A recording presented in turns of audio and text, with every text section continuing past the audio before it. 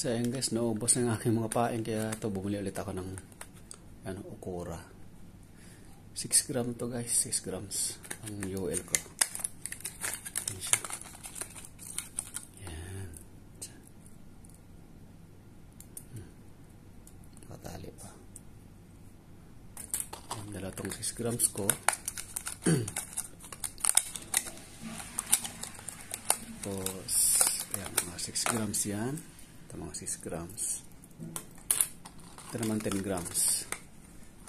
Pwede ko siya pang UL, baka pang ML to. Ayan. X-Force. High quality. Ang ganda ng kulay. Pang ML, pwede pang UL din. Tatlong piraso.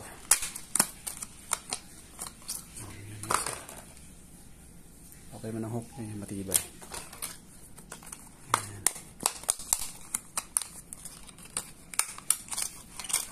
Ito, matikit pa sa. Ay. Ayan guys, ang ganda ng kulay nito. 10 grams siya.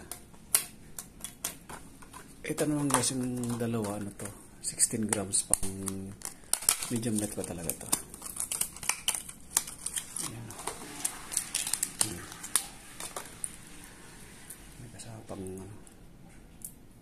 May mga kasama sila lahat, split ring. Ganda rin kulay ito, pang ML to guys. Ayan. Pang ML. Ito 16 grams din guys, pang ML din.